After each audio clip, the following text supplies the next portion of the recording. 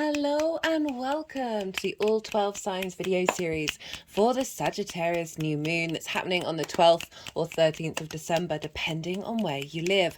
In this video, I will be reading for Leo and Cancer. My name's Chloe. I work with card divination, astrology, and I channel energies through my body. It's just one of the ways that I channel. As you can see, my hands are moving around right now. This is independent of my conscious thought, drawing in energies from different dimensions to help us heal, help us clear stuck energy, and open up portals to source to get us in alignment with our soul's frequency.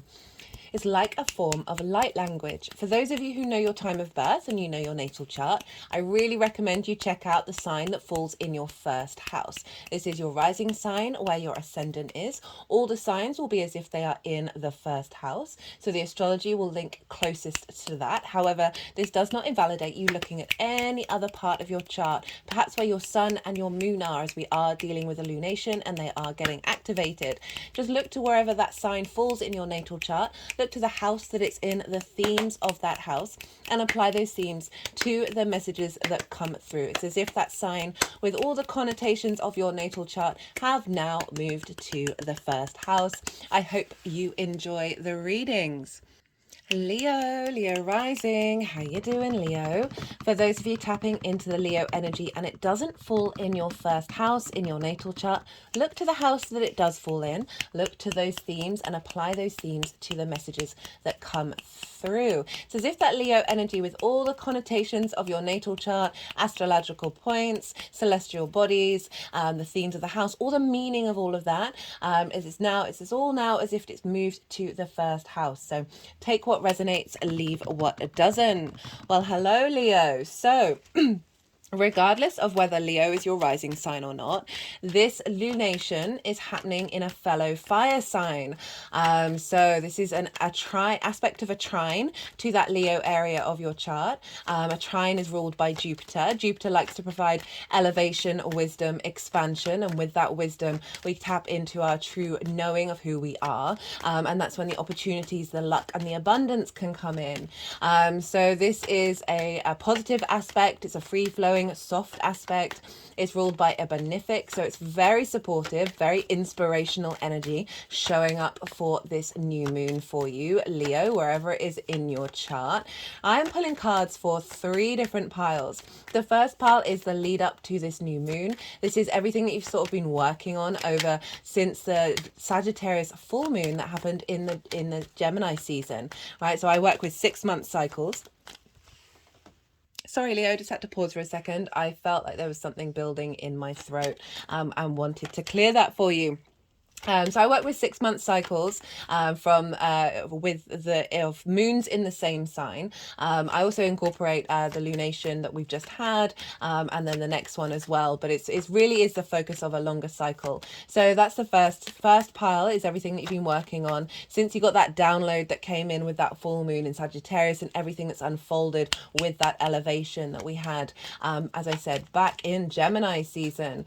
The second pile is for the new moon itself. If you're watching this after the event, don't worry. I focus on the energy that's being downloaded into your vessel that will then unfold over the next 6 months. So it is until the Sagittarius full moon next year. So even if you're watching it after the event, you're not missing out on the energy. And this is linked into how all the celestial bodies are talking to each other at the time of the new moon. I've done a collective reading for that one. I love the collective readings. I get to be a bit more esoteric. I have a little bit more space to talk about things. And I did a collective tarot and I break down the astrology in way more detail. So you'll get a deeper understanding of what that narrative is that's being downloaded into your vessel at the time of the new moon on that sort of collective energy. Obviously, the interpretations that I'm going to bring in this reading are linked into, in particular for the Leo energy. So that may give you a bit more elevation. It was such a clear message. The last time I had such a clear message was for the hybrid eclipse in Aries that we had back in Aries season, which was the second new moon in Aries. And we have a hybrid eclipse once every 10 years. And for me, for those of you regulars, you know, for every new moon, that's felt like a building on what came through with that hybrid eclipse, which was very clear in terms of past lives, future lives, all integrating into this singular vessel, the Aries, the spark of spirit. And each new moon, we've been building on that integration. And this collective fire sign of Sagittarius is sort of the main message that came through was Jupiter is very generous. It's very expansive, right? It brings cohesion, a deeper sense of knowing, a sense of faith. There's a generosity, there's a joy to Jupiter. There's an ease, there's a sense of luck and opportunities and abundance, right? And so this energy, it really felt very strongly that we are bringing this energy with this new moon, this essence of generosity of spirit and joy to past lives that may have been stuck and fixed in certain heavier energies. So this can be rage, pain, grief, frustration, anguish, all of these sorts of energies that throughout a lifetime they may have not felt like they've flourished, and then holding on to that. That's an element of resentment that then means it gets stuck in your body. And so these show up in our vessel now, whether you're conscious of it or not. And, moving from that new moon in Scorpio of transforming our ability to understand those very heavy energies and liberating us. Now we've got this new moon of now bringing peace. So after Scorpio that goes into the darkness, goes into the depths in order to find the truth, we are now then with Sagittarius bringing that into the light, bringing that sense of expansive, that sense of knowing of the longer term cycles. It's collective, right? We've moved from a social Scorpio energy to a collective Sagittarius energy. So it's acknowledging the longer term cycles, right? All the lives, right? The journey where we're headed, and the fact that so many things that may seem important to us in the moment actually don't matter in the long term, right? We can let them go. We can find peace. We can find faith in knowing that where we're heading is where we're heading, right? That may sound so. The Archer, okay, so.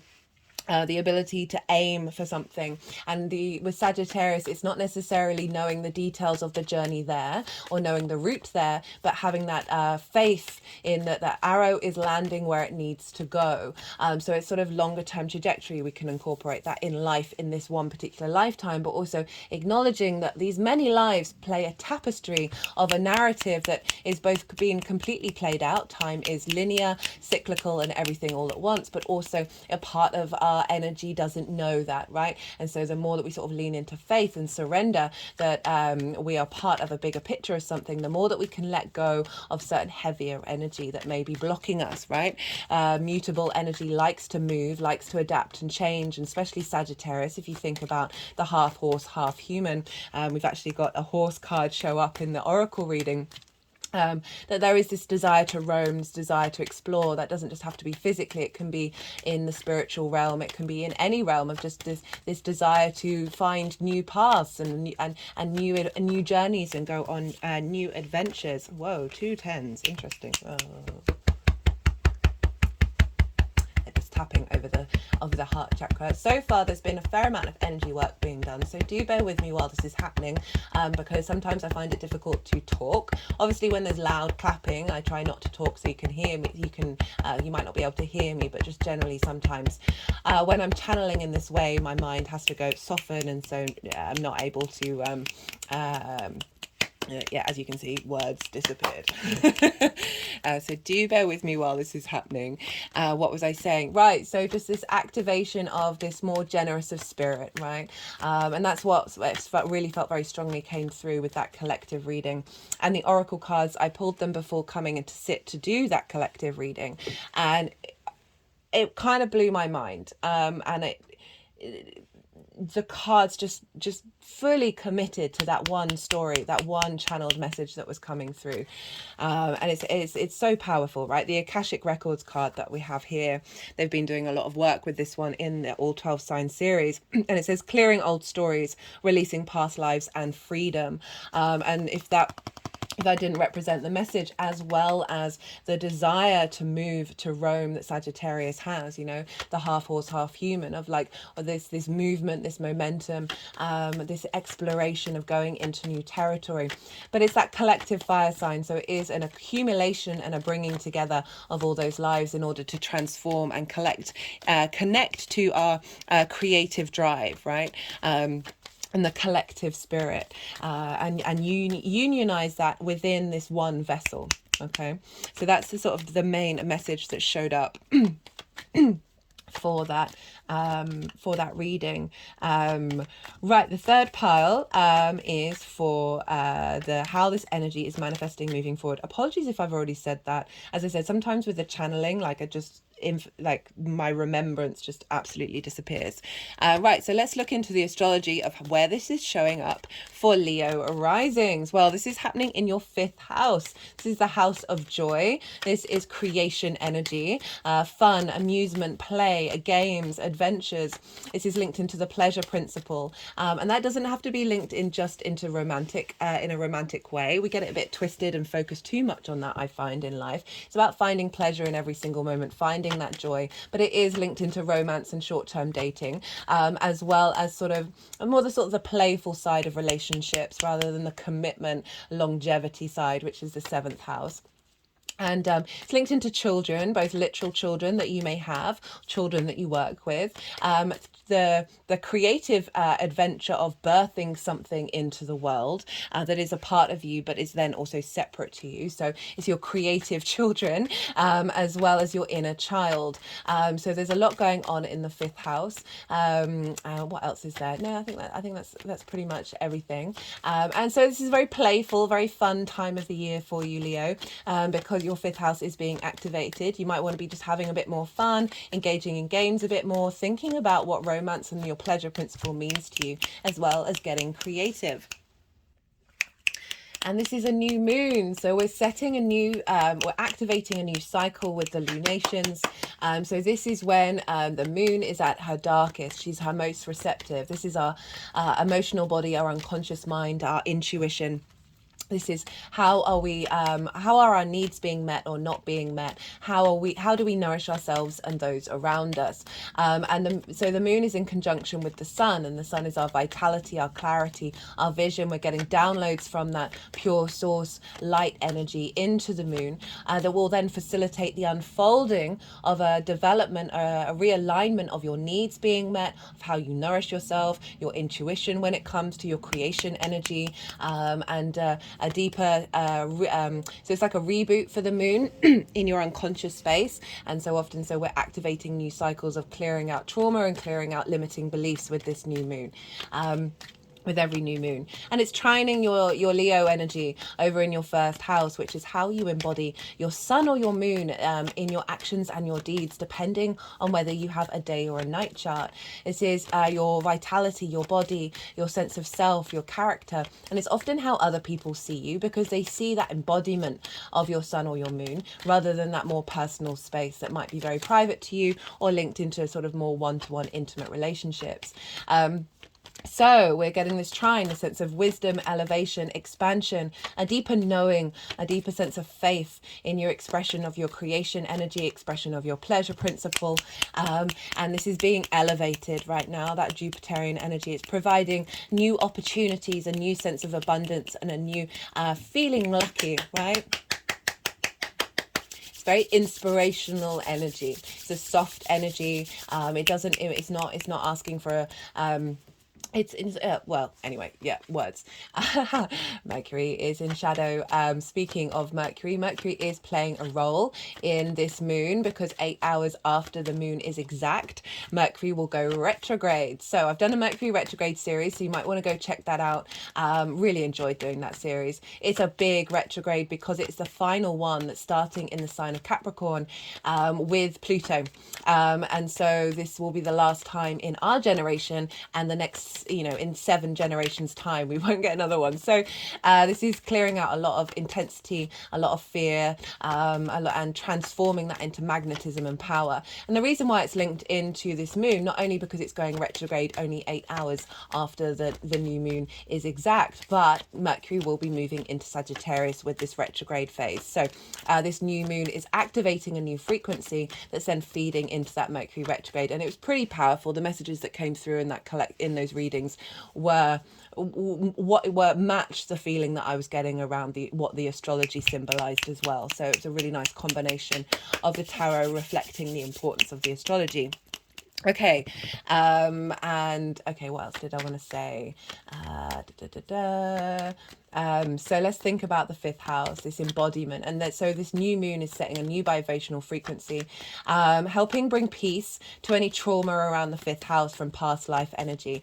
And there can be a lot in there because there's the inner child, right? And so many of us throughout so many lifetimes may have felt that we weren't that we weren't seen, that we weren't visible, our needs not necessarily being met, and then having blockages around that, also potentially around children, maybe past lives where they haven't had any or they wanted some, or issues around bringing up children, loss of children as well. These can all be pain that you may feel in this lifetime that are connected to that, and you may wonder why. So you may have a deep grief, a deep fear around if you have children that they may die or just not be there, or something along those lines. It's just one example of many of that may be in your body that may be causing you to not necessarily take that leap, right?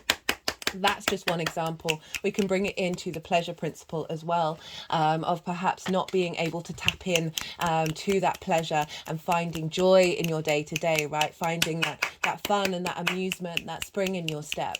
If we want to link it into romance and their sort of intimate relationships, perhaps there may be issues over being able to tap into that pleasure principle in those dynamics. Maybe there are some wounds around love and being able to connect to others and finding joy in that, or perhaps joy being, I'm aware of the cards that have shown up of like the 3 of Swords, so it's really highlighting already. I mean, these are going to be moved into different piles, so they're not necessarily in order, but that's just looking at that.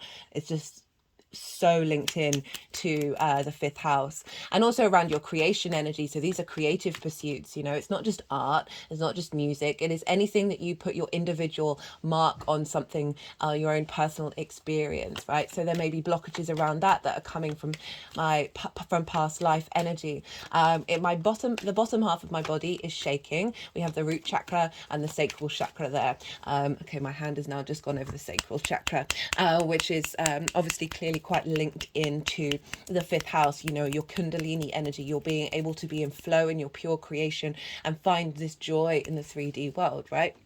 We also find a lot of addiction in the 5th house, right? The inner child not necessarily getting what it needs, so it's going for overstimulation, and that can really show up in the 5th house of like, we're all addicted. It's not, sorry if my voice sounds really funny because the bottom half of my body is still shaking and my hand is still in the sacral chakra. As I said, they've been doing a lot of energy work with this moon, so it really does feel like a lot of transformative vibrational frequencies are getting, it's mutable, right? It's able to shift energy quite easily. What was I saying? Oh, addiction. We're all addicts. If you've got a phone, that dopamine hit. Come on. They are conditioning us for that. Bear that in mind. This is why meditation is so important. I've been terrible at it because I'm a very restless person, and I get bored very easily. And that is, there's a need for stimulation, and I've really been leaning and making sure I'm the adult in the room for myself and putting in a meditative practice, and the difference it makes is just phenomenal. It really is. It blows my mind. So there's a lot going on with this moon. Let's talk about why you elevate with a trine, because We've got two fire signs, and that you're both yang in energy. So there's three main like tiers that signs can have in common with one another. There's the yin and the yang, there's the element, and then there's the modality. You're both yang energy, you're both fire energy, but the modality is different. Leo, you are fixed. Sagittarius is mutable. So we're able to have a deeper understanding of what fire means to you, what your yang energy, your active outward expression is, and we're elevating that and really being able to harness the, sometimes like Leo, fixed energy can get really stubborn, can get very fixed in a certain mindset, and bringing in this new moon Sagittarius is bringing in adaptation, right? Allowing what works in that fixed energy to continue, and shifting and changing and bringing in a new narrative with the mutable.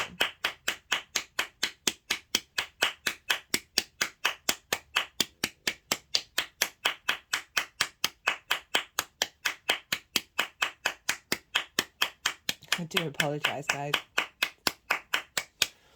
Whew. Okay, right. So, you know, I talked about a clearing away a lot, finding peace, finding faith in all those experiences that have happened on past journeys, and allowing that energy to shift and change, that mutability of Sagittarius within your creation energy, and really freeing up and bringing up a lot more space for you to play, for you to, you know, it is a very playful house. It's where we find joy, to be able to roam in different directions and discover new forms of joy, new forms of creativity that are inherently have always been a part of you, right?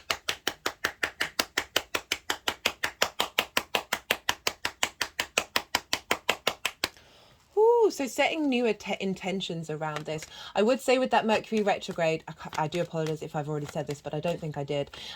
With this new moon, with intentions, right? Those seeds that we're planting in our unconscious, in that moon, from the clarity of our consciousness, vitality of the sun. You don't have to set intentions. Sometimes it's just wonderful just working with the astrology and honoring what is coming towards you. But if you do, I would bear in mind, just hold space while you're doing it, that there will be a Mercury retrograde, that there will be energy that rather than, so if we just, so rather words, so rather than trying to figure, I mean, you may figure out what you want to do with that Mercury retrograde in terms of that new moon, but if you don't quite know, just hold space for the fact that it's going to happen and acknowledge that it's a part of this cycle, and that way you're working with it rather than fighting against it. And so, you know, if there are things that aren't necessarily manifesting in the speed that you would like them to, please bear in mind that we are dealing with Mercury and its final retrograde of the year. So that there's a accentuation of a time frame of things showing up. It may not be the case at all, but just hold space for it, and therefore, as I said, you're not fighting it, you're working with it. So setting new intentions around activating some fun and some joy in your life. It's a great house for a new moon, bringing in a new frequency of your needs being met, activating your intuition when it comes to your creativity, also your intuition when it comes to sort of or how you find joy, how you find your pleasure. If we're linking this back into sort of romantic relationships, of having an intuition, of connecting to those who are part of the expansion of you rather than the restriction, or part of old cycles that are linked into old experiences that you've had, right? And really being able to open that up, as well as being confident in being able to nourish yourself in your expression of your creativity and your pleasure, right?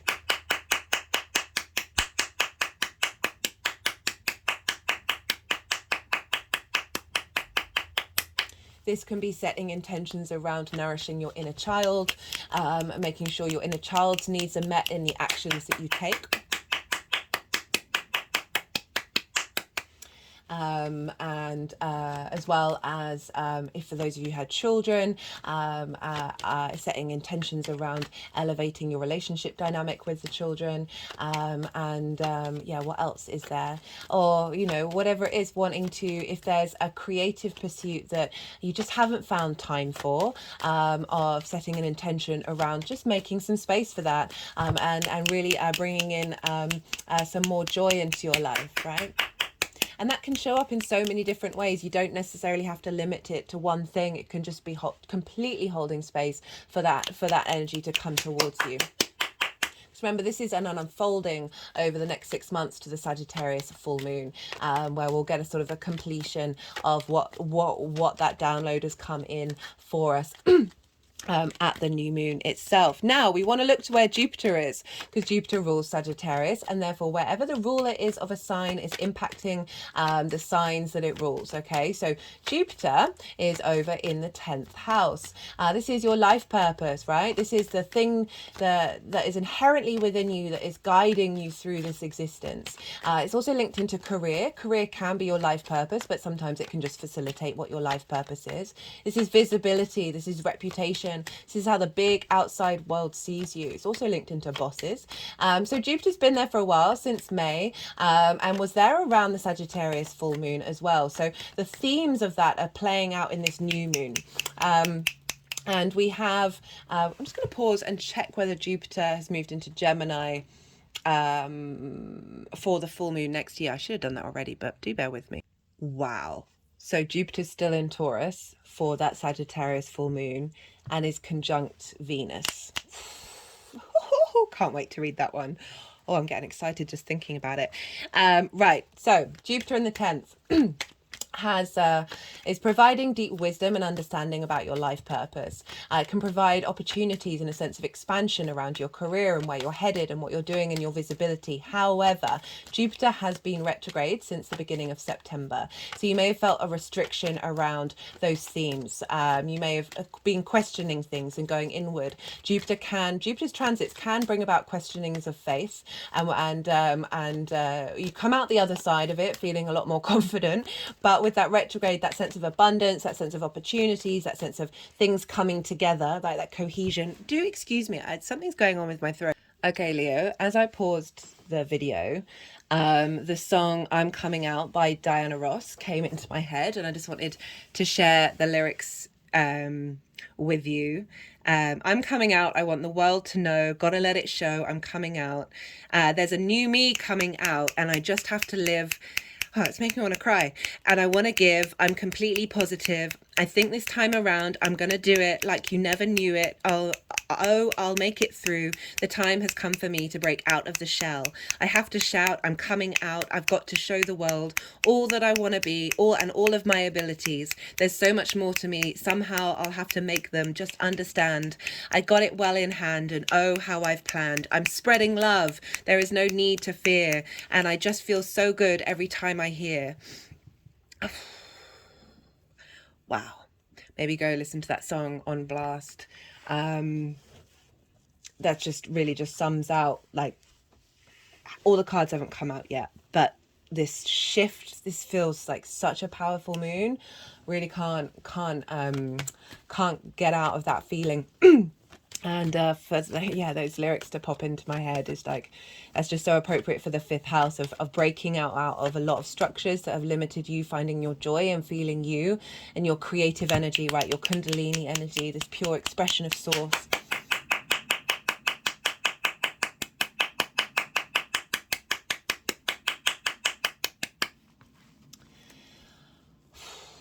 Okay, right. Jupiter in the 10th has been retrograde, so you may have felt restrictions around this, restrictions around visibility, and that's helping you go deep within you to figure out, okay, what is it that I truly want from where I'm headed? Where am I going? How do I want to be seen? Do I need to be seen in order to truly embody my own sense of generosity, my own sense of cohesion within yourself, right? And all of this energy is feeding into your 5th house of your creation energy. So Jupiter's providing a lot of support internally, that is also clearing out blockages around all of those difficulties that past lives may have had in terms of being seen, in terms of fulfilling a life purpose. And what I really feel is a sort of shaking off of any what am I trying to say?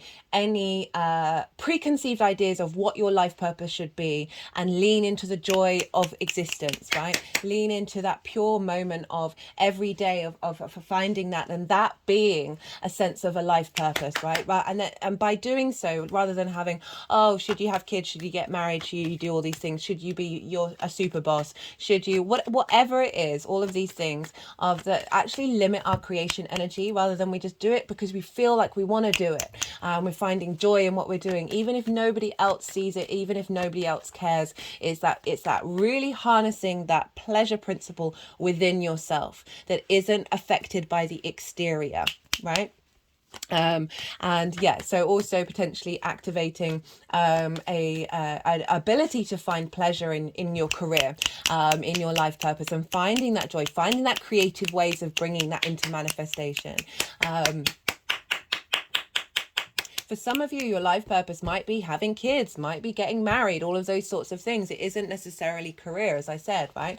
Of really being able to open up a new frequency that is bringing that in a way that is elevating rather than repeating cycles. And I'm thinking about what I said about the inner child of not necessarily being visible and the needs not being met, of like really helping give support to that and helping open that up.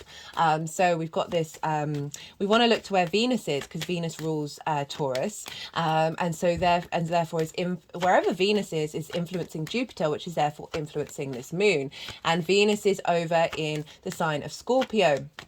And it will be opposite Jupiter at the time of this new moon. And this is the first time Venus has been in Scorpio since the South Node has left. So she's sort of clearing up and refining and bringing harmony, a sense of ease, a sense of a love and appreciation, a sense of grace to all of that South Node Scorpio energy, Leo.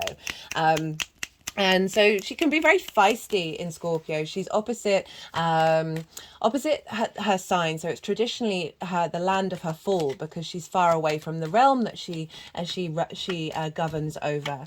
However, I like a Venus in Scorpio.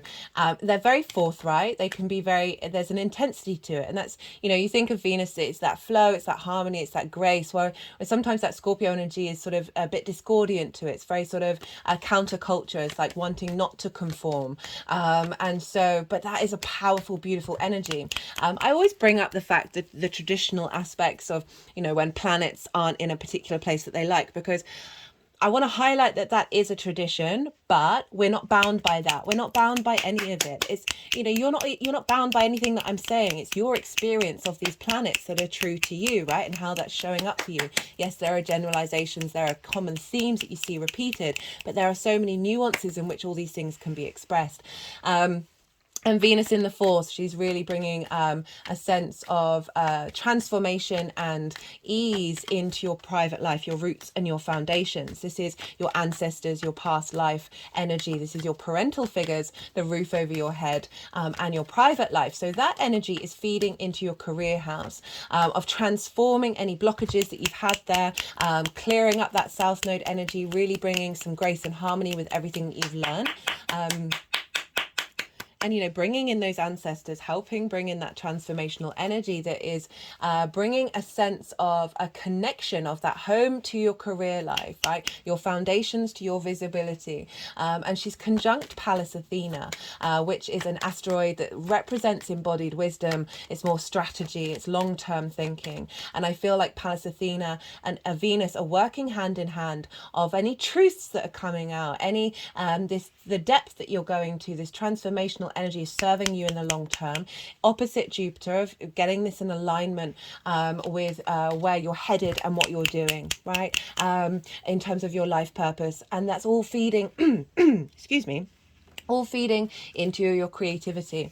Okay, my hand has just gone over my throat chakra. So there's obviously some element of clarity of truth needing to come out, maybe not being able to speak your truth when it comes to your pleasure, not being able to speak that pleasure and enact it and embody it.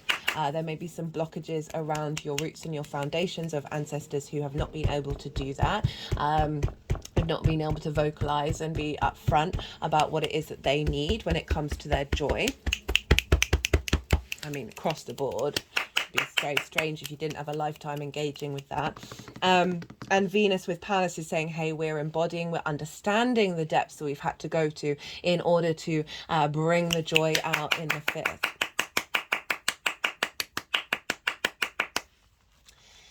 What else did I want to say? What else with Venus and Jupiter? They are the two benefics, and these benefics are squaring your Leo energy, so they're forming a T square for you, Leo.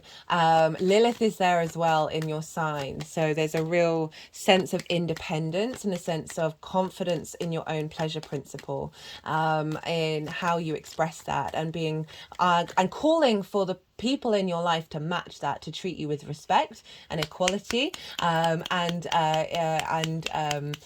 not binding you by hypocrisy and hierarchical structures. There's a sense of balance. I always think of the Two of Cups when I think of Lilith, which is probably not what most people would assign her or would link her into, but that's what she's calling for. That's what she wants. That sense, they're both eye to eye, and a sense of honoring and respecting one another. But it's generally whatever you've got in Leo, Jupiter and Venus are squaring it, and they're forming a T square, and the release point is you, Leo, right? This is where this manifestation energy gets embodied, of an alignment with the benefics, of finding expansion in your career house, and ease and a sense of harmony and grace in your private life, in your foundational space. So you feeling confident in your roots, right, and your foundations, connecting to the divine feminine in your ancestral lineage, that is helping facilitate and nourish your pleasure principle, your creation energy. And that is not gender specific, it is just linked into the yin energy that's showing up with that Scorpio being in your 4th house there. What else did I want to say about that?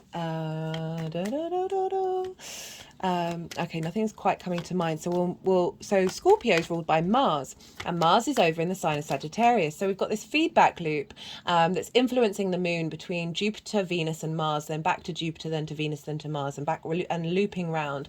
And Mars, as I said, is in your 5th house. So you're taking more action and motivation and drive, and finding the confidence to be able to express and understand and find your motivation around what does bring you pleasure, what does give you joy, what does bring creation energy to the forefront that helps motivate you and get out of bed in the morning, right? Mars is very independent. Mars wants you to be you, right? Both that and Uranus are really calling for that energy, and Uranus is making an inconjunct with this moon, and bringing forth this sense of breaking up of different structures, 6 different energies working together, and Jupiter's in conjunct by sign but not by aspect, but it's still influencing. And I find with the inconjunct, it's really shaking up energy and allowing movement and creating new things outside of conformity, outside of the familiar. We're engaging in liberation energy here, yeah, God, this just feels really nice just thinking about this for you, Leo, and tapping into your energy.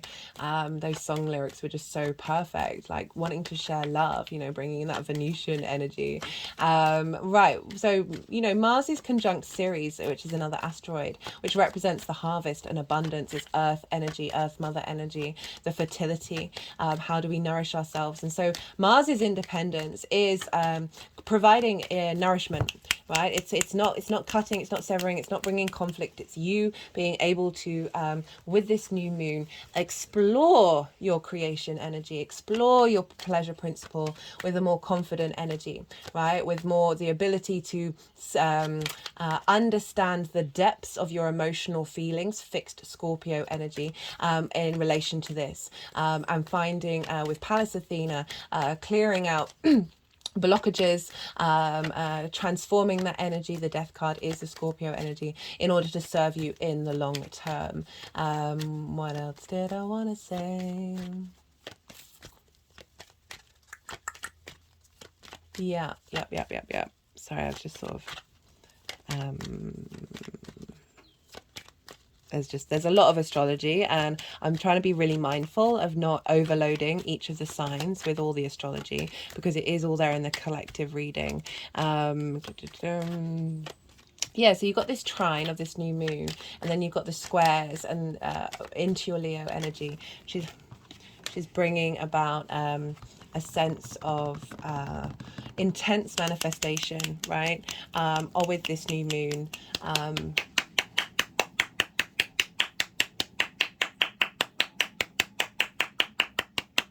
And as I said, Mercury's going to be retrograde there as well, and that's helping you be able to communicate what this new download is coming in with. Pluto will be moving into Aquarius as well. So again, we've got big transformational energy coming in when it comes to your one-to-one relationships as well. So that is going to be playing a significant role in general for you over the next 20 years. Wow.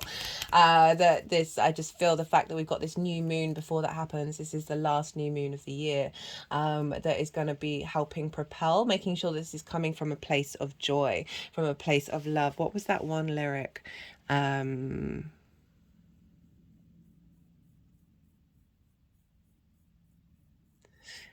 Where was it? Sorry, I'm just looking at the lyrics again.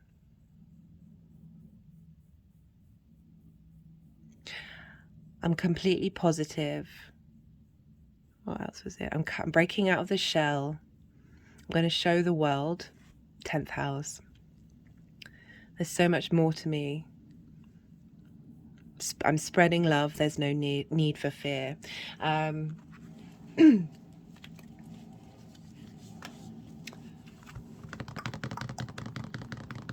just feel like I'm missing something. I don't know what. Maybe it'll come through when I do the tarot.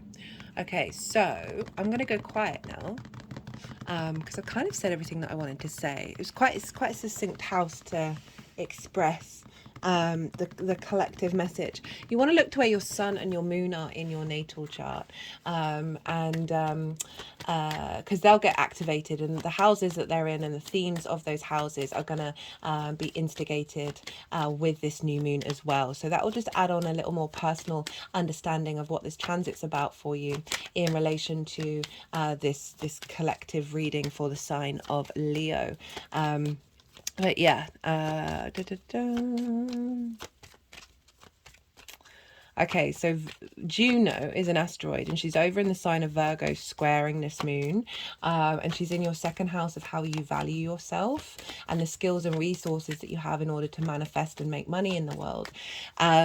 She represents commitment in your ride or die, and the fact that this is showing up with this new moon is just really lovely in relation to what those creative outlets, finding joy in the way that you work and the skills that you have, as well as committing to your sense of value, and committing through the modality of pleasure.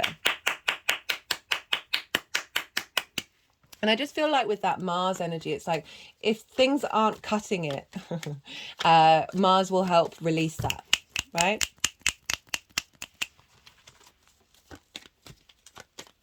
Okay, I'm going to go quiet.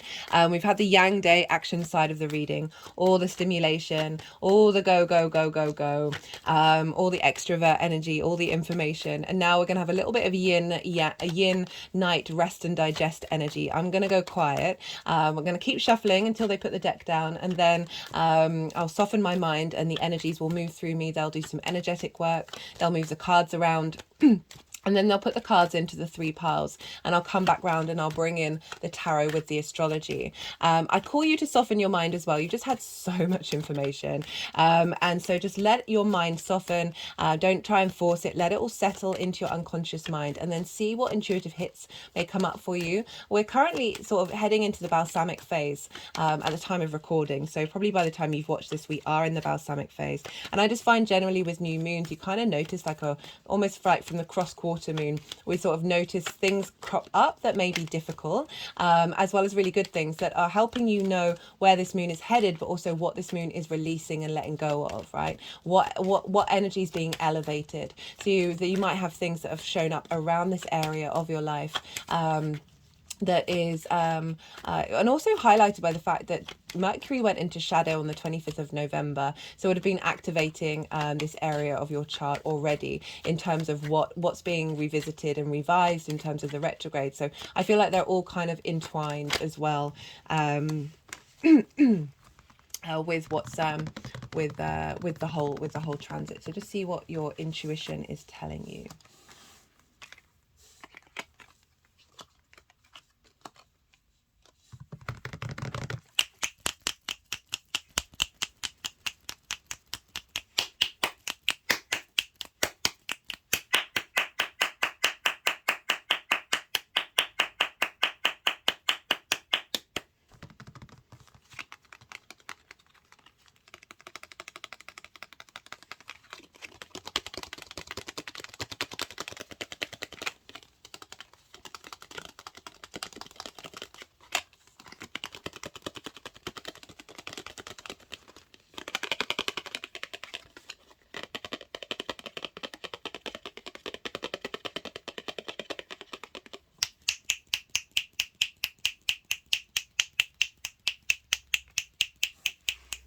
Clicking around the third eye. The third eye has played a very pivotal role. We've got the third eye activation card here. You might want to check out the oracle card reading that will come out at the end of this transit series. Yeah, there's a lot being going on with the third eye, because it's a sort of a deep psychic knowing, and moving through the world from a longer term trajectory understanding of where we're at, rather than just seeing what is in the material realm.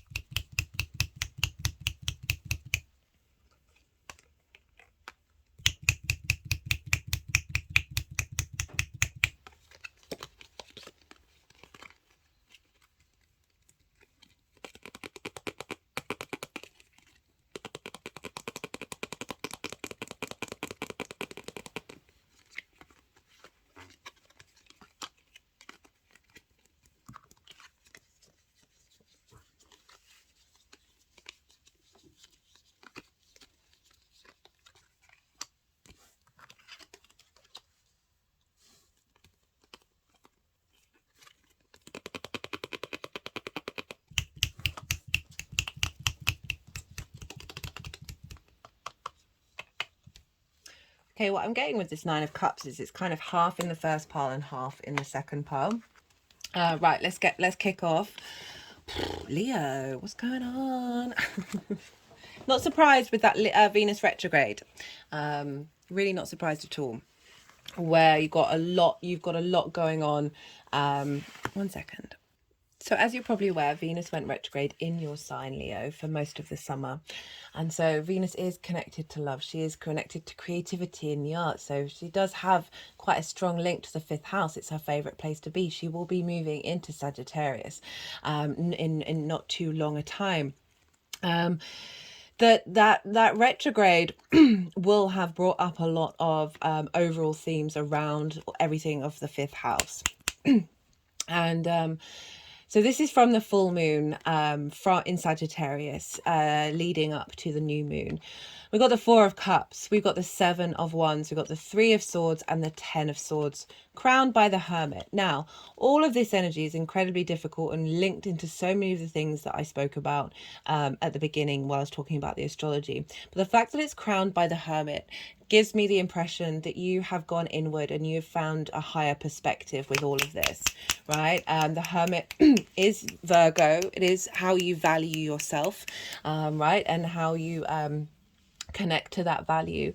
The Hermit is on the hilltop, on the mountains even, representing that higher perspective. And it's separate from the Hermit doesn't need outside validation, right? It's going inward and figuring out, okay, what does this all mean to me?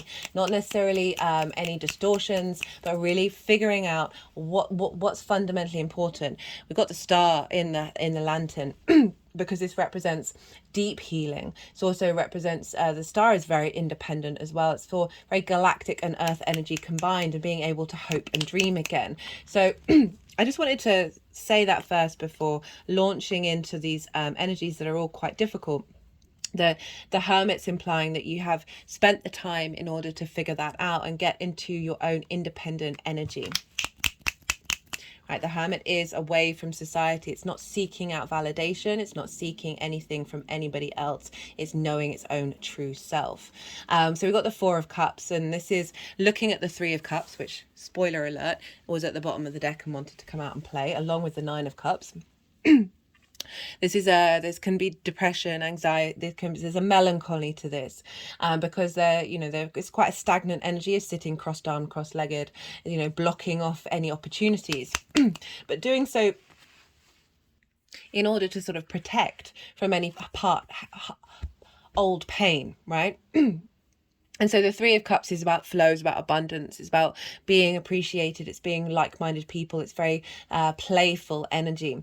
And this figure is for me, this card is comparison is the Thief of Joy. So it could be about looking at other people's lives and thinking, well, I don't have that. And then it's sort of restricting you, it's putting you in a state of lack. But there's an element of a deep frustration of, as I said, not being able to tap into your joy, not being able to tap into your pleasure in a way that is truly fulfilling. But the Ace of Cups is always coming towards you. This implies a new frequency, a new opportunities coming through. But this is you've been working through these emotions, working through these feelings with this Hermit card, right? So these things may have come up, but they may not have been as loud as they may have been in the past, because this is about reflection. It's not necessarily about these things showing up that are very, very, very dramatic. For some of you, they might have been, but it's more like a reassessment of old patterns.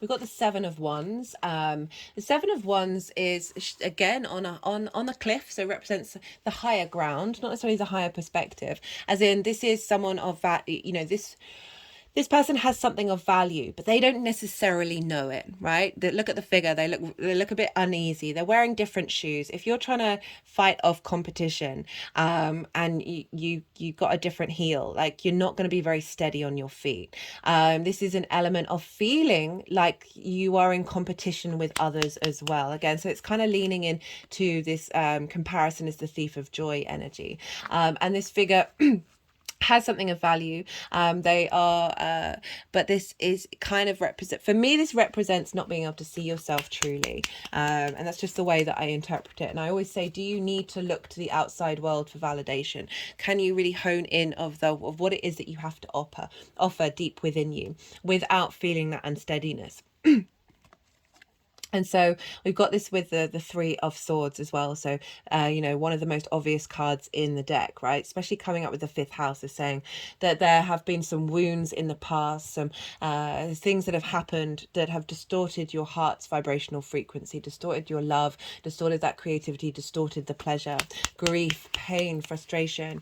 It's a heavy card. And interestingly, so far in all the readings, we've had 6s and 3s show up, often in duplicate. And we've got the 3 here, and we've got the 3 of cups over here as well. So it's really saying something is coming to completion. Something's being released in order for us to navigate and explore this new frequency that's showing up with the new moon. We've got the 10 of Swords. This is a very karmic card. If you look here, all the swords are along the spine. The spine is where our Kundalini energy is. Leo, you rule the spine, so you're and the heart. So it's an acknowledgement of blockages that you may have had, this feeling immobilized, right? We've got some stagnant energy at the beginning and at the end of potentially a lot of betrayal that may have happened. Perhaps, you know, swords represent words and communication and ideas, you know, feeling like people breaking oaths, right? Feeling that certain situations you could rely on it, but it turns out you can't. And that's leaving you feeling like you can't necessarily move about in the world. You can't move with ease. So there's this immobilization by ideas, spells. Okay, they like the word spells, of inner child. If thinking about the inner child, of things that may have been said to you when you were a child, bearing witness to parental figures and their love language, or however that shows up, then recreating those cycles. All those things happen in both this lifetime and those past lifetimes. However, you see here, the hand gesture is what they're making is linked into the Hierophant, which is Taurus, where Jupiter is, and it's the benediction, it's a blessing, and it came up in the collective reading. Well, the Taurus card, the Hierophant did, and it's representing 2 fingers to the sky and 2 fingers to the earth, representing heaven and hell. We're going to use those words, but not all the connotations of it. It marks a bridge between the two. So it's bringing. That's why, you know, there's a lot of karma stored in our spine as well, which is why so many of us have back problems. That this bridge here, through this journey, through the struggle, we find deep wisdom, and we can unite the night and the day together. And also, what I was linking it with a Hierophant, of being able to allow a bridge to be between these two things, where you can honor the journey, honor the wisdom, see the sun is actually rising, and allow that energy to filtrate into those past lives, into those past experiences, and find deep wisdom with it. So, but it is a 10, it's an ending of this. As I said, it's all crowned with the Hermit, of saying you've been going through these situations and you found wisdom through it. You found your own, you've developed a strength of your independence and your individuality. That these things may have had a deep hold over you in the past, but you've been working through them, and less and less and less are they having an impact.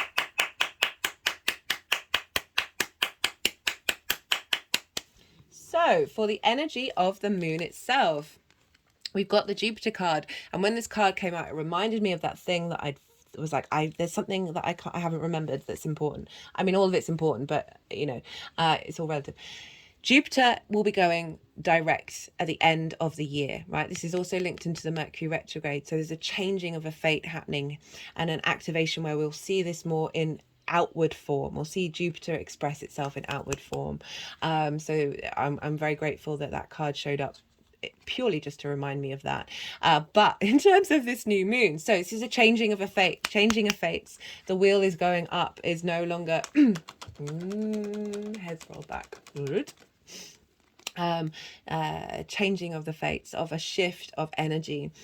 Fate is clicking in, new opportunities are coming forward. But I generally, if we link it into everything that I've talked about, an ability to see things with joy. Think of those lyrics of I'm Coming Out by Diana Ross, right? Is a new vibrational frequency, a shift. She's in joy of living, the joy of creativity, the joy of pleasure, the joy of joy.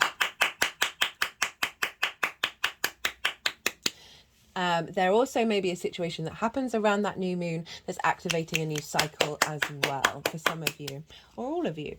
We've also got the King of Cups and the Nine of Cups. I love the King of Cups showing up, right? There's been definitely big themes around emotional control with some of these readings, because the more that we're at peace with all those difficult experiences, whether in this lifetime or all the past lifetimes or both together, though it's not denying them, it's not denying the pain and the heartbreak and all of those emotions that are very, very valid. We are human, we are very emotional, but it's acknowledging that you can still hold space for a sense of an element of emotional control. The King of Cups is very much in command of their emotions. They then harness them and allow them to flourish in ways that support them.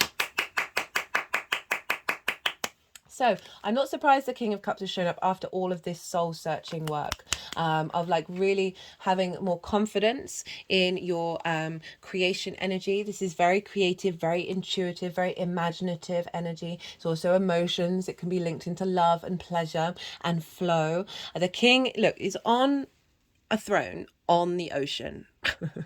There's a sea creature, there's a ship, and if this ship didn't know the nature of this sea creature, it may think that they're in trouble. That's implying that there's a lot, there's rocky waves. It's implying that there's a lot going on around this king, and the king's not bothered. The king is still very in their zen space, despite what's going on around them. So this is saying that there's what's coming through with this download is for a cultivation of emotional maturity, right? Emotional peace, and then being able to take action from the depths of your ability to feel, right? It's no longer you're no longer blocked by it. You have desire to take action in the world based on this emotional flow and this emotional abundance that's coming in with this sense of a sovereignty that's coming up with the king. And it's come with the Nine of Cups. So this is implying that this new emotional change that is looking more on the up. It's bringing in the sense of gratitude, the sense of personal fulfillment. The Nine of Cups is all about that personal fulfillment, the sense of wishes coming true is the genie in the bottle. So for some of you, there may be something that you may be wishing on around this new moon that may come true later on in the transit. But you know, I'm always wary of saying that, because it could be a tiny little wish, right? It could be no wish at all. But for me, it's more about this figure feels a deep sense of satisfaction because their wishes have come true. How do we tap into that? Well, gratitude. We tap into this feeling that all our cups are full, even if it's not necessarily manifest in the outside world, even if, you know, you don't have absolutely everything that you want. These cards are really symbolizing a deepening of maturity, of you being able to tap into that energy. It's very, this guy's feeling good. You know, I think in one of the original Rider Waits, they're eating a chicken. There's this sense of satisfaction and enjoying the pleasure and joy of existence. And so I really love that this is showing up for you, of like, this is what's being instigated. Okay. It's also wanting to bring in the Three of Cups. So we've got that Three of Swords, and sorry, the Three of Swords and the Ten of Swords, and we've got the Three of Cups and the Ten of Cups, which is pretty phenomenal. So this is that union, that flow, that Four of Cups is like, well, that's not a part of my existence, and this is saying this is coming into your existence. This is ability to find abundance, find joy, be around like-minded people, be in flow, celebrate, right?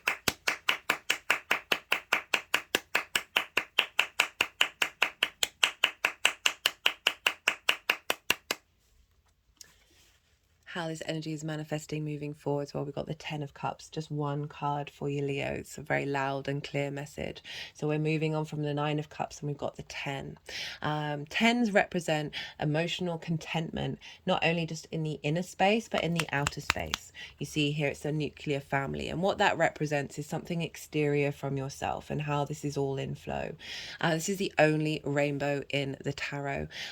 We see here, for me, the rainbow is linked into the chakra body, right? So light refracted causes these colors of the rainbow that are linked into the chakras. You know, if you put this on one side, chakra in Sanskrit is wheel, and these look like wheels. These are vortexes that are all in union with one another, right? You are in flow, and that flow, having established that, is now spilling out into your world, spilling out into the outside world. For some of you, this may be meeting somebody where you create the happy family, right? Can't deny the literal nature of these cards. But for me, it's more about you being able to tap in, you being in harmony, rather than that 10 of swords along your spine. You've got the 10 of cups of those chakras being in union, and an activation of the kundalini energy, which is really allowing you to tap into your pure creation energy, that power, that magnetism, that the ability to find joy in every moment, to move with a bit more grace and a bit more ease, and how that then spills out into the rest of your life, Leo. What a reading. Okay, we're going to get some clarifiers. Okay, no, I knew they wanted to do some energy work. So we've got the Akashic Records, which, as I said, clearing old stories, releasing past lives, freedom, and the Heart card. Right, talking about Venus, the fifth house can often be very much linked into the heart, and so we're bringing in a sense of reconnection to that heart, not taking those swords out, and allowing it to that nature of how you express yourself to flow, right, and allowing that higher vibrational frequency where we're not limited by past formats and past cycles. We honor them, we respect them, and we are able to roam and enjoy the ride now. We're, that key phrase that I channeled was, this is bringing generosity of spirit and joy to past lives that may have felt stuck and fixed, right? That fixed energy of Leo, liberating that with the mutable Sagittarius energy, that fixed energy of, there's quite a lot of stagnant energy here.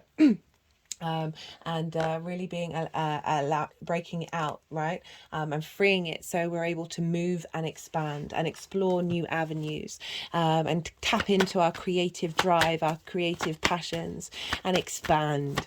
Oh, okay. We've got attraction, manifestation.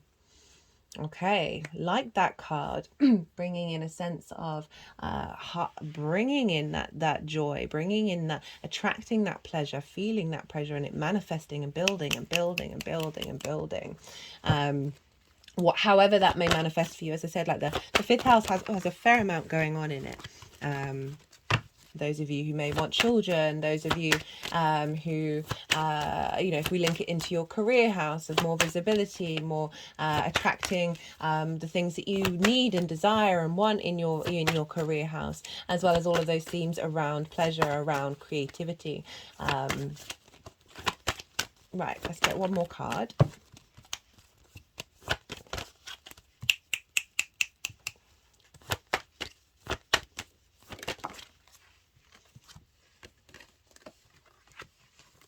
We've got two cards here. We've got vibration, positive action, so a recalibration, and we've got diversity and blending. What I'm feeling, right? So it's something I haven't really mentioned, is those that collective soul journey, right, of all the lifetimes, and that creation energy that they have, and their pleasure principle of really being able to blend that all within yourself and create a unique way of expressing that.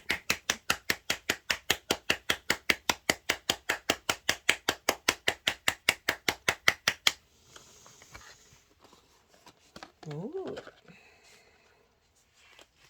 Okay, let's get energetic release for that, of bringing in some positive vibrations into the Akashic Records linked into your particular soul's journey.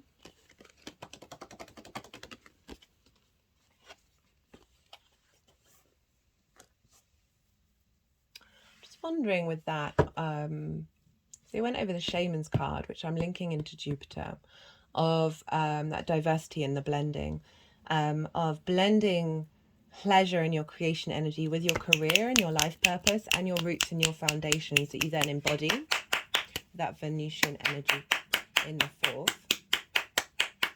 Well, that is that kind of like that finding joy in every area of your life, right? That's such a powerful card to have for a fifth house transit. Right, let's get a final card from the numerology deck for my lovely Leos. What a reading, Leo. What a reading.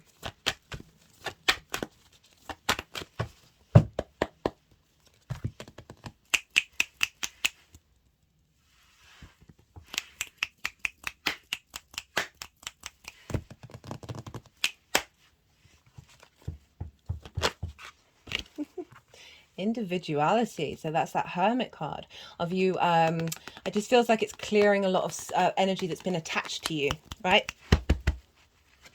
Interestingly, it's a 2 as well, and by doing so you're then attracting like the origin of your soul's contract here. Right, I'm gonna do one more just because I want to. Let's see what's coming up for Leo. Final card for Leo. Oosh.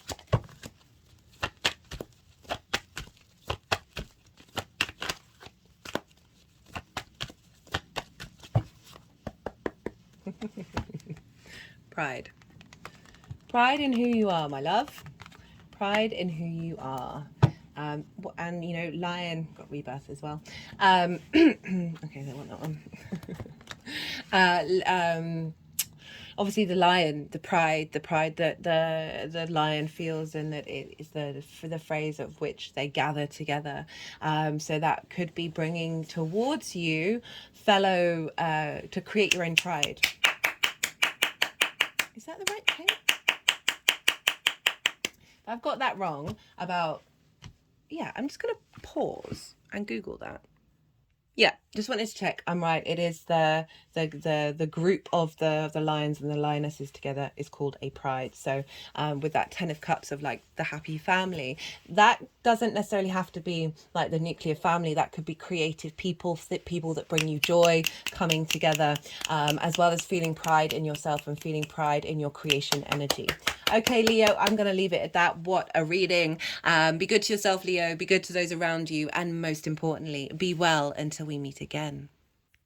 Cancer rising. How you doing, Cancer? For those of you tapping into the Cancer energy and it doesn't fall in your first house, look to the house that it does fall in your natal chart, the themes of that house, and apply those themes to the messages that come through. So this is for that Cancer energy with all the connotations of your natal chart, astrological points, celestial bodies, as well as themes of the house have now all moved to the first house. So take what resonates and leave what doesn't. Well, regardless of whether Cancer is your rising sign or not, Cancer and Sagittarius are what's called in conjunct with one another. This is when they don't traditionally have any of the 3 main things in common. Cancer, you are yin, water, and cardinal in nature. Sagittarius is mutable, fire, and yang in nature. So we're dealing with 6 different energies trying to work together. It's like herding cats. It can be a bit disruptive, a bit of crossed wires, miscommunication. It can involve a bit more hard work getting this energy into gear. However, once you learn how to herd cats, you are a magician. You're a master, right?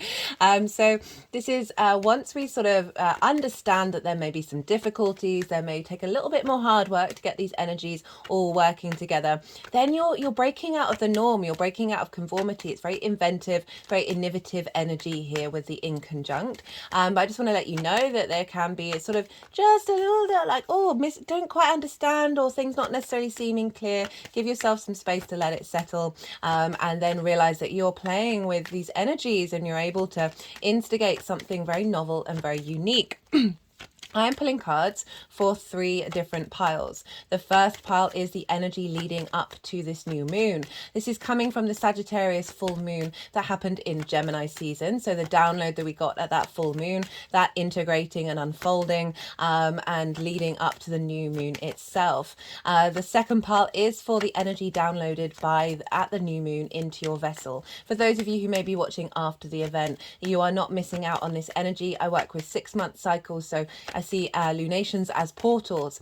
This is so the narrative of which the planets and celestial bodies were talking to each other at the time of the new moon, that frequency as being downloaded, and then it's unfolding over the next 6 months. If you want a deeper understanding about that narrative, there is a collective reading. It's where I go into the astrology in way more detail. I get a bit more esoteric. I talk about the soul's journey. and also pulled some collective tarot. The message that came through with that was really very singular. I only really got one channeled message show up before sitting down to do that reading. And very interestingly, these oracle cards, I pulled them before I did that reading, and they completely mimic the message that came through. And so this was kind of the clearest, one of the clearest, most sort of straightforward messages for a lunation that I've had. And the last one I really remember it being that clear was for the Aries hybrid eclipse. And this was the second new moon in Aries that we had in Aries season. We have a hybrid eclipse once every 10 years. For those of you who are regulars, you know that for every new moon since then, it's been incorporating the message that came through. And that message was an integration of past lives, future lives, all coming together in this current vessel that we're then integrating with each new moon in our ability to act as that spark of spirit, that Aries independent energy come through. And this Sagittarius is fire as well, so a fellow fire sign to Aries. It's the collective fire sign. It's mutable in nature and ruled by Jupiter. And so this was very much the message that came through. Jupiter is very abundant. There's a lot of wisdom with Jupiter, a lot of expansion. It's able to hold all the planets within its body, right? So a bringing together of things and finding deep wisdom. But with that generosity, that joviality, that sense of abundance that Jupiter can bring. And what the main message that came through is that we're bringing generosity of spirit and joy to past lives that may have been stuck and fixed in heavy energy. So this can be through grief, through loss, through frustration, rage, bitterness, resentment, envy, all of these, heartache, all of these things that may be lingering in your physical body, because it's in my understanding and my experience that the experiences that we have in this lifetime are not just linked to this one. It's linked to past lives, both ancestral stuff as well as past soul lives. And this is recreated in the blueprint of your birth chart the moment that you're born. So many things that you think are to do with you are to do with you, but not necessarily in this vessel. And we're here to sort of transmute and heal that energy in the many lifetimes. But so often we can have transits that help sort of collapse timelines and condense them and then elevate them, right? So it really feels that like we're bringing that sense of peace, that sense of wisdom of the longer term picture, right? Of where we're at in terms of our soul's journey. So we can it's not denying the energies, those emotions, those very intense emotions that coming off from that Scorpio new moon where we were liberating and finding wisdom in those. And now we're providing peace. So after Scorpio going into the dark, the depth, finding the truth in the darkness, we then reveal it in the light with Sagittarius. And so we've got this sense of expansion and just allowing those souls, those energies within your body that can come up in physical ways or mental ways or emotional ways, just finding more peace and more understanding of the longer term trajectory, right? If you think about Sagittarius being the archer, right, where is that arrow going? Jupiter represents faith, and so we're having more faith in knowing that arrow is going to land where it needs to go, but we don't necessarily know the details of the journey that it's making, and making peace with that, the detours, the side quests that Sagittarius and mutable energy can bring. So it's allowing those souls, allowing that energy that may be lingering within you to be at peace, and then creating more space for us to be liberated that from energy that may keep us from moving and expanding and enjoying the ride. So that is kind of the collective message that came through. One of the key cards that has been quite heavily used in the All 12 Signs series so far is the Akashic Records, and it says clearing old stories, releasing past lives, and freedom, which pretty much sums up that message really.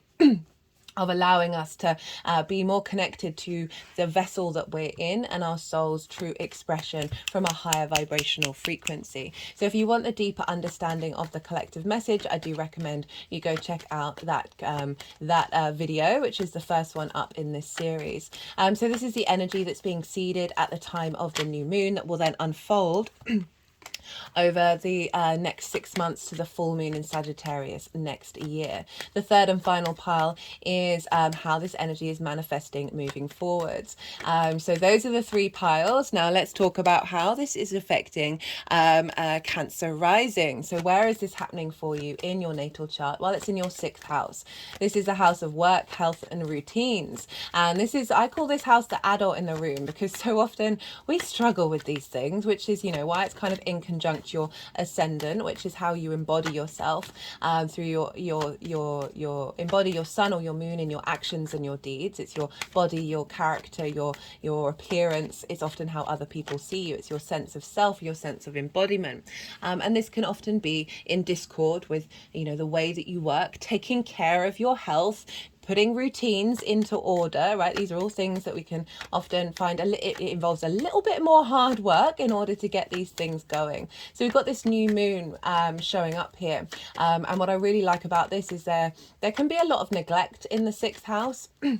Right, you know, it comes from the 5th, which is where your inner child is, of how your inner child may operate, right? And it may recreate elements of neglect that it may have felt from its early years. And this is so often where we're not able to adult ourselves, we're not able to parent ourselves and do the things that we need to do that serve us in the long term. This is also can be of not being able to, we're linking into the sort of past life energy and ancestral stuff of maybe health issues, maybe not feeling like you're able to support yourself in the way that you take care of yourself, of not being seen in the way that you work, of not being able to utilize work in the way that truly nourishes you. May have been sort of some grinding, past life of grinding work where you're never able to feel free and you feel trapped in that energy. Also, as I said, health issues and serious neglect where you're not able to then take care of yourself. So all of these things I feel are getting transmuted with this new moon. So new moons are a great time to set new intentions. And why is that? Well, this is because the moon is at her darkest. She is our unconscious space, our intuition, our emotional body, where our needs are being met or not being met. This is also how do we nourish ourselves and nourish others. And she's receiving all the wisdom from the sun, that clarity, that vision, that purpose, that vitality, that sense of divine light coming through into your unconscious mind, which is then rebooting the moon. So the moon, whenever the moon conjuncts the sun, is sort of rebooting in order for that what's being planted around this new moon to then unfold in the actions of the moon. So where you're more intuitively aligned of making sure that that energy is connecting to your needs, connecting to your nourishment, your intuition is able to navigate and embody that moving forward. So this is a great time to set intentions, plant seeds. Whether you do that consciously or not, I find, you know, it's still valid. It still shows up. I know a lot of people who don't know astrology, don't work with astrology. I know their natal charts. They then tell me about their lives and I see it happening, right? So sometimes it can add on an added bonus if we set intentions. If you are going to set intentions, even if you're watching this after the event, this energy is still accessible to you. That we've got Mercury's going retrograde about 8 hours after this moon is exact. So if you are setting intentions, I do just want to recommend holding space for the fact that you know that you like of that Mercury retrograde cycle, because it is going to move into Sagittarius, so it is playing a link in here of just holding space for it. And so the more that we do that, the less we're fighting it, the more that we're working with it. And so just acknowledging that there is another cycle going on that's influencing the house and the sign that we're talking about today. And a lot of the astrology isn't really kicking off until the beginning of the year when all the planets start to go direct. So there's that as well. And so that's part of it. So intentions around how you embody your work, the lens in which you work through, and elevating that energy, as well as intentions around perhaps really great time set intentions around putting in routines, making sure that you're taking care of your physical health. That's so interesting. So far for all the readings, and we're midway at this point. is there have been 3s and 6s, and for most of them there's been duplicates of 3s or 6s. So it's just, you know, they're very powerful cards, right? They represent 3's the magic number, and then 6s a very supportive, very healing energy. Okay, right, so what was I talking about? Oh, intentions, setting new seeds around these areas of life, setting seeds around being the adult in the room for yourself, of committing to yourself, right? My hand's just gone over my heart chakra. Of facilitating, making sure that you are nourished in these ways and that your needs are being taken care of. Also, just simply having the intention that your intuition is going to be able to guide you in relation to this. As I said, in conjunct your Cancer energy, so you're playing with lots of different energies. You're able to think up of new ways of engaging with what's going on here. And what else we want to talk about? Well, we want to look to where Jupiter is, because Jupiter is the ruler of Sagittarius, and so wherever the ruler is of a sign is impacting what's going on with the signs that it rules. And Jupiter is over in Taurus, which for you is in your 11th house of hopes and dreams, friends, groups and alliances, and reaping the benefits from your 10th house. So Jupiter's been here for a while. Jupiter represents expansion, a sense of cohesion, a sense of figuring out where your faith lies in this area. It can bring about opportunities and luck. Jupiter loves being in the 11th house. It's its favorite house to be in. But Jupiter's been retrograde since the beginning of September. We've had a lot of retrograde action this year. So it may have felt like a lot of that. Oh, there's a 6. And there's another one. Oh, whoa, Cancer, hello. The energy in my body's just feeling very, sinking down. In a nice way, though, not in a bad way. It feels like there's a nice soothing energy come in. Okay. So Jupiter's been retrograde. A lot of the planets have been retrograde, so things may not have been manifesting in the way that you like. And when Jupiter retrogrades, you're going in with your questioning things. It can also be a restriction around that abundance, around those opportunities, around that expansion, in relation to your hopes and your dreams, perhaps, or friends, groups, and alliances. You may have been there's just been maybe a restriction around that, and then reaping the benefits from your 10th house as well. So we're linking into another work house in the 10th. That's going to change at the beginning of next year, because Jupiter's going to go direct. So there's going to be more manifestation energy showing up for everybody collectively. So that's also tied into this moon as well. And so Jupiter is influencing what's going on in the 6th. So there's this innate inner wisdom, this vessel that is being expanded inwardly, of you finding a deeper confidence, perhaps through these restrictions, a deeper knowing, a leaning into faith, a leaning into a sense of wisdom within yourself, okay, with those restrictions, well, what are the truths, and what is the depth of your hopes and your dreams, and perhaps you've been refining those and really working those over, as well as any restrictions around visibility in terms of your career house.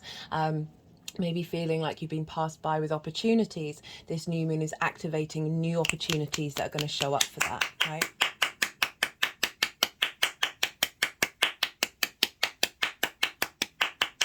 We need to be healthy, really, to enact our hopes and dreams and see the longevity of them.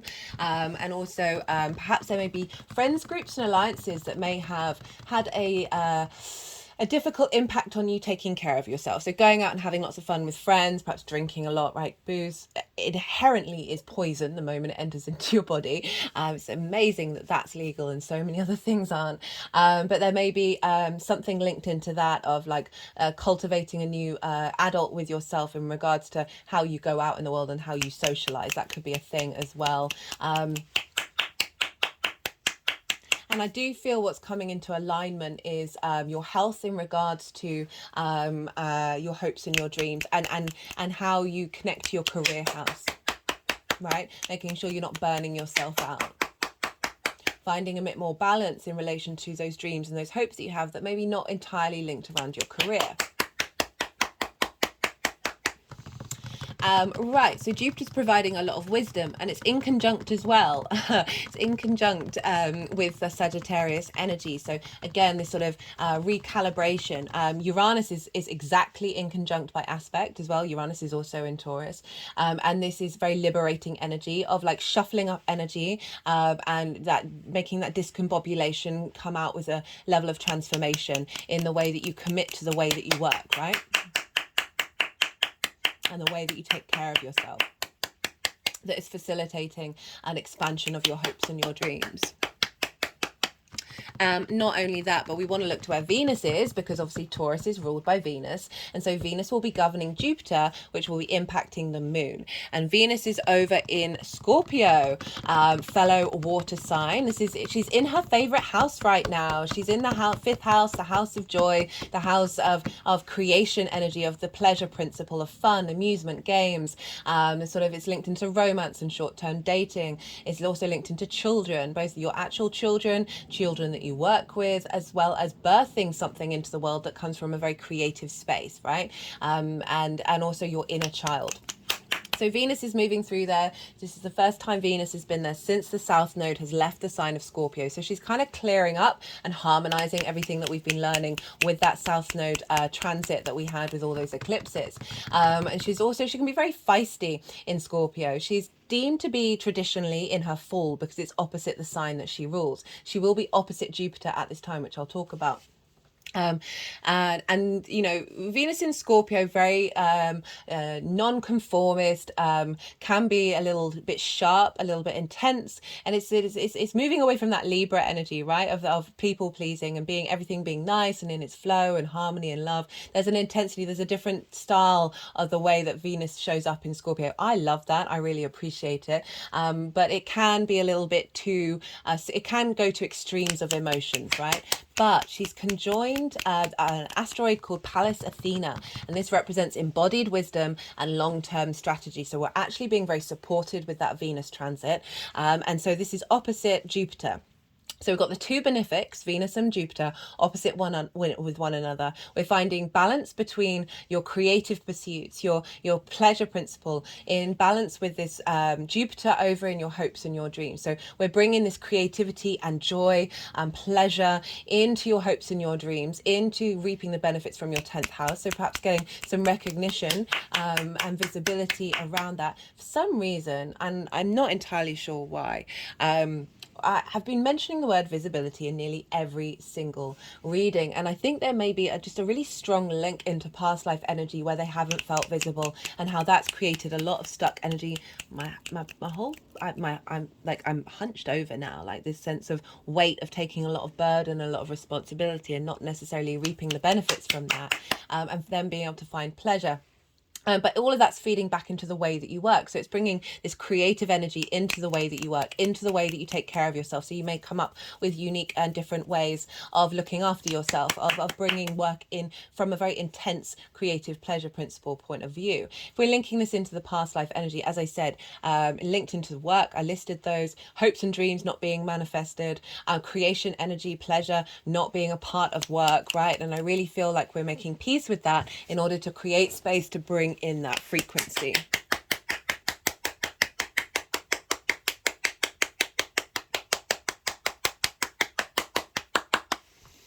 Okay, it's kind of everything that I wanted to say. I mean, there's way more stuff, and I love the astrology of this moon. We're getting a lot of support from the mutable signs of adapting and changing to this new dynamic.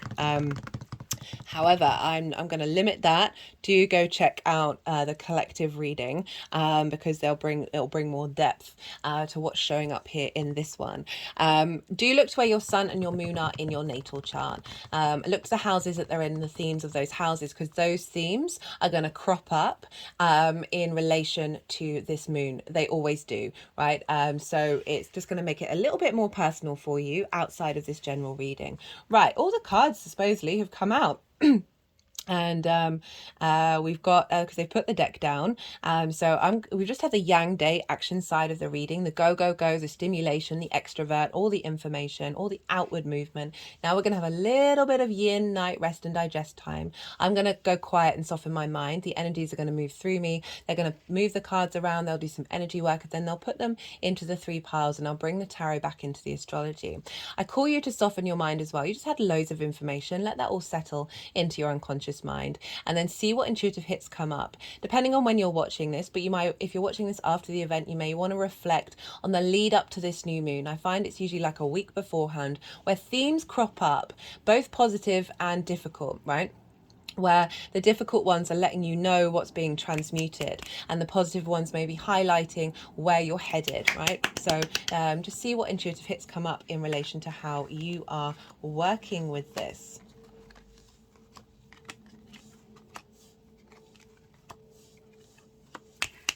Just move this down so you can see.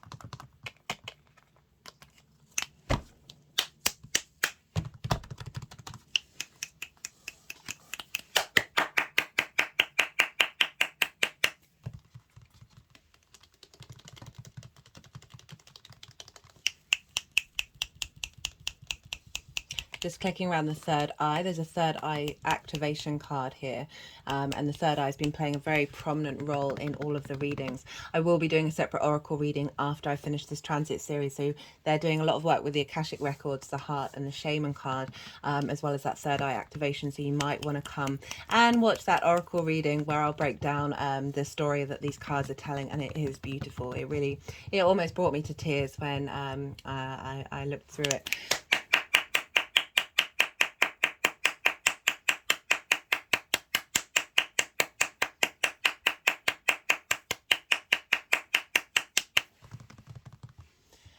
Okay, Cancer. Right, so I said earlier how threes and sixes have shown up for all of the readings in various different ways. And you've got the Three of Swords and you've got the Page of Swords. This is the lead up to the moon itself. So the Three of Swords, we all know what that's about. This is things happening to the heart, distorting. This is grief. This is distorting your heart's frequency.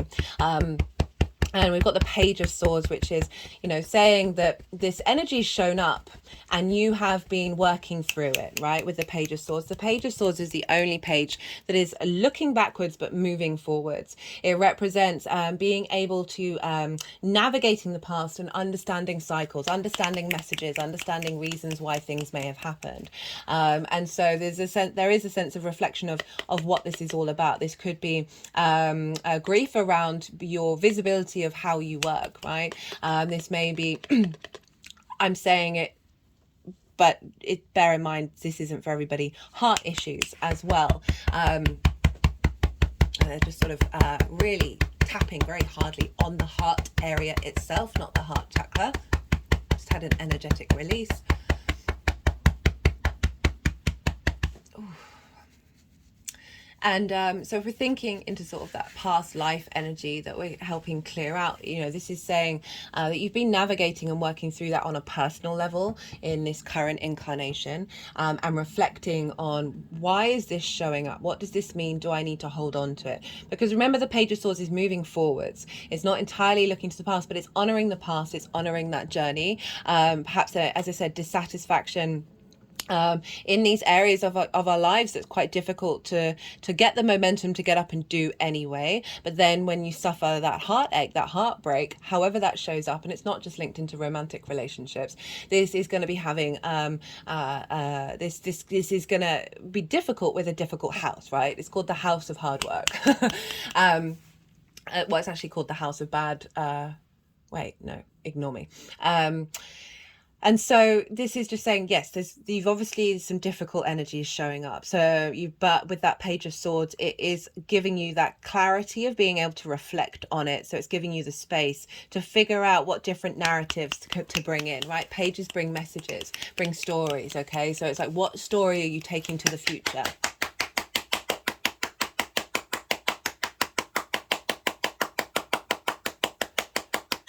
Ooh, okay. Now, the energy of the moon itself. We've got a six of cups, the sun, and the Ace of Pentacles. Now, the Ace of Pentacles kind of wanted to be here as well. And I'm glad I've remembered that, because that happens a lot actually with cards. It's like sometimes they're like, well, we're actually in more than one place at once, right? We're not just here, we're not just there. And it was kind of like this. So it's saying that there's a new frequency coming in. It's work, it's pentacles, it's how we work, how we bring money into the world. It's the 3D world. And there's a higher perspective with the Ace of Pentacles. There's a mountain in the background when we go through that portal. There's also the flowers that show up in the Magician's card. We've got the lilies and the roses, which represent you have all the resources that you need, but you may have needed reminding of that, because you know, when we have energy blocking our heart's frequency, our heart has an electromagnetic field of 3 feet. So the energy generator, the mind is 3 inches, right? And this is mind, this is ideas. So the mind can often limit the heart. Oh, big energy release at that. Both hands like that over the heart. Oh, okay. So this ace sort of being here is saying this is come in, this is edging in, you've already got hints and clues and a desire to head towards this direction, and then it's showing up for this moon, which I love. So it's saying that this is now finally being integrated, right? And this will unfold over the next 6 months. So the energy that's being downloaded, right? I love the fact that we've got the 6 of Cups showing up with that 3 of Swords being in the past. So the 6 of Cups is able, and the Page of Swords looking to the past. So now there's a sense of emotional contentment. There's a sense of abundance. This figure is being given, offered something from the past, and there's flowers in it. So there's a sense of abundance. This is the biggest house in tarot that represents security and safety, rather than the grief that's coming through on that 3 of Swords, of being able to move past this, acknowledge it, appreciate it, understand, smell the flowers, give your flowers, right? Give your flowers to yourself of the journey that you've been on. right?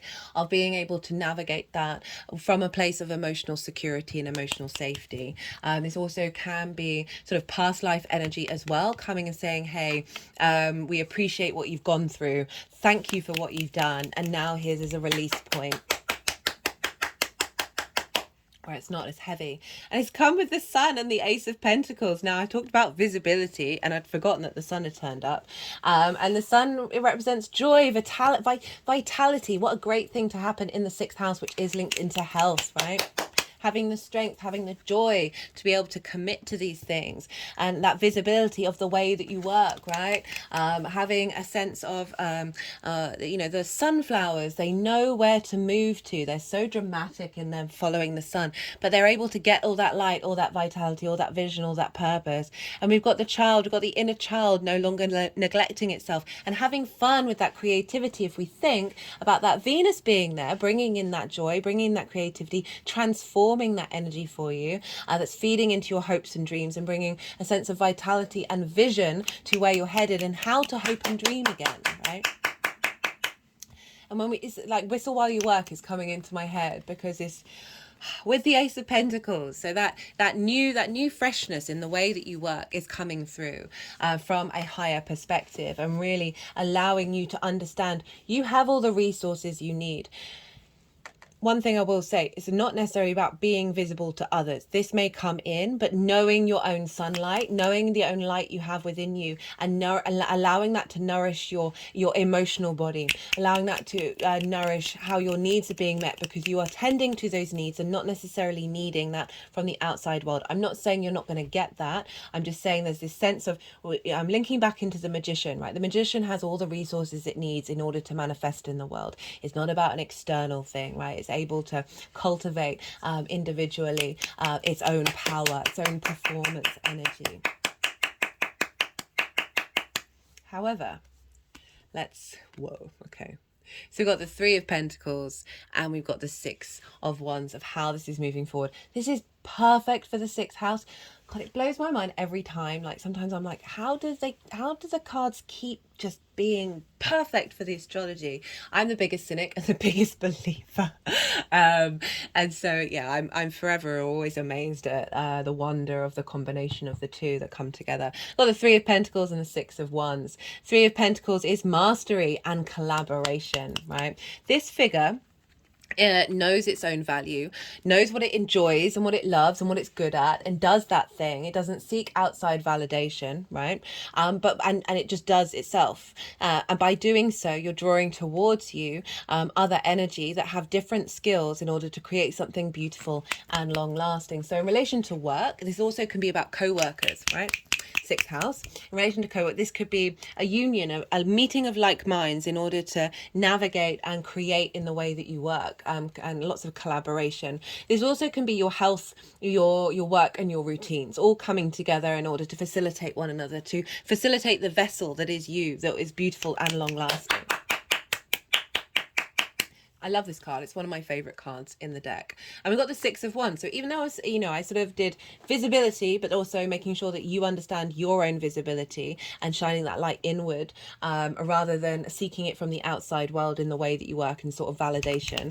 We then got the 6 of Wands, which is all about being celebrated, being validated by the outside world. There's the wreath of victory. And this is saying, what you've done, right? This figure has achieved something. It's done it with a group of people. And what I like about when this is shown up a fair amount of times actually is these are your past lives, these are your ancestors, like all of that energy. Rather than being stuck, we're now in a sort of a creative expansion of the collective soul journey that your vessel, that your soul has gone on and that you're now embodying in this vessel.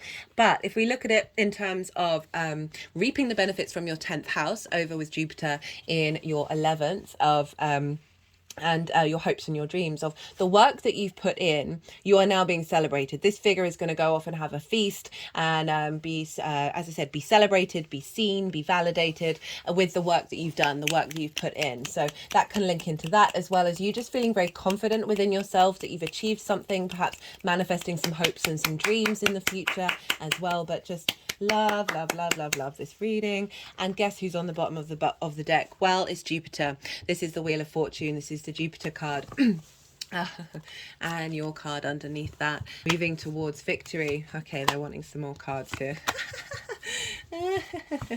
Okay, oh goodness me. So the Nine of Wands is like battle weary, exhausted, like feeling what are not supported. You're committed to your cause, but it just feels like everything's been a fight. It's wanting to go in reverse on the Akashic records, clearing out that energy. And we've got the Four of Wands, Four of Swords. Now the Four of Swords contemplates the Three of Swords. They've come out of the heart. You now feel safe and secure to be able to contemplate this heartbreak and find the truth, find the Ace of Swords, which the page is carrying. Got the Queen of Cups as well that wanted to come through. Deep intuition, a sense of peace, a sense of nourishment in your the way that you work, as I said, that intuition of just knowing that she can see into the future and she feels serene, and so there's a sense of bringing balance and bringing an emotional nourishment to yourself in the way that you work and the way that you take care of yourself. You know, that Jupiter card is the Wheel of Fortune. It is the fates changing, a shift in energy where there may be events happening in your life that are creating opportunities and scenarios when Jupiter goes direct, that are going to facilitate your expansion and your recognition and collaboration and an acknowledgement of your mastery. We have the Chariot, which is victory. This is your card, Cancer.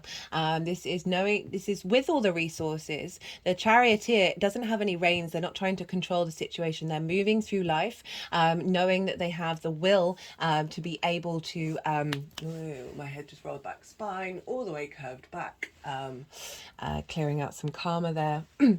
To be able to keep moving forwards and feel confident and victorious doing so.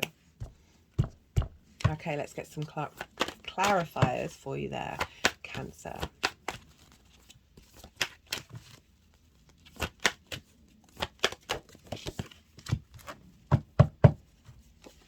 We've got the moon. So we've got the sun and the moon. Phases, mystery, instinct, discovery. I feel like you're discovering a new frequency that's coming in, a real sense of confidence. And like the Chariot, you know, things may be not as they want around them, but they're able to move through it with the confidence that they have the resources they need in order to move through the world, right? And just being able to implement a sense of will and a sense of strength within yourself. So it's a discovery of that confidence, of that victory. And it's also got instinct as well. So it's the intuition of your intuition guiding you, and being able to bring you to a space where you are more tapped into your heart energy, right? Rather than the constructs and the ideas that have hurt your heart.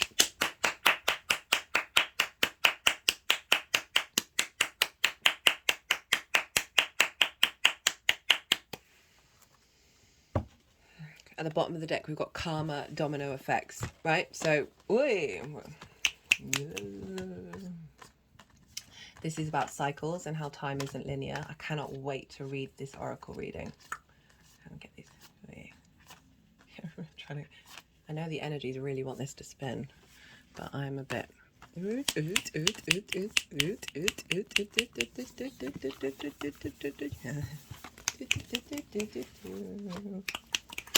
Ooh, okay. Right.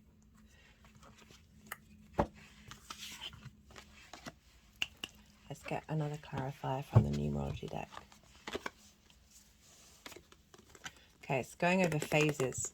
A real being at peace with the cycles of time, with the phases that we've all gone through. We've lived every life. We've lived every version of every life. We've been up and we've been down, and really honoring that and being at peace with that.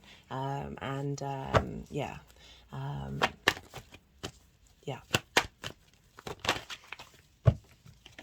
Rebirth. Okay, one more.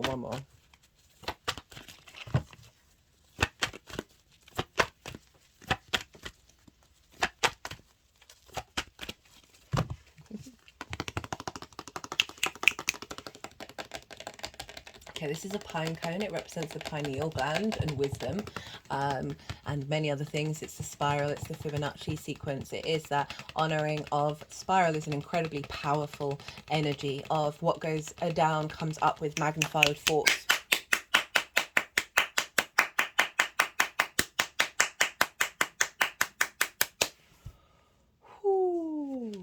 Okay, One more.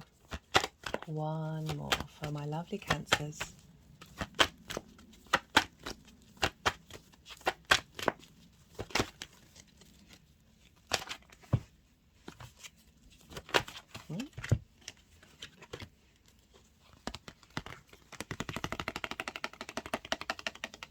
Got the communication card. And it's going over the third eye activation of what I feel with this is your ability to have a more of a clear sight in your intuition and your expression of that, rather than it being distorted from blocked energy that may give you the wrong idea of reality in relation to your soul's frequency. Which is not surprising with that Three of Swords showing up, because it does distort our frequency. It's such just cut the deck and got love. Okay, I'm gonna leave it at that. Really love this reading, very much so. You got a lot of bonus cards there, Cancer. Right, be good to yourselves, Cancer, be good to those around you, and most importantly, be well until we meet again.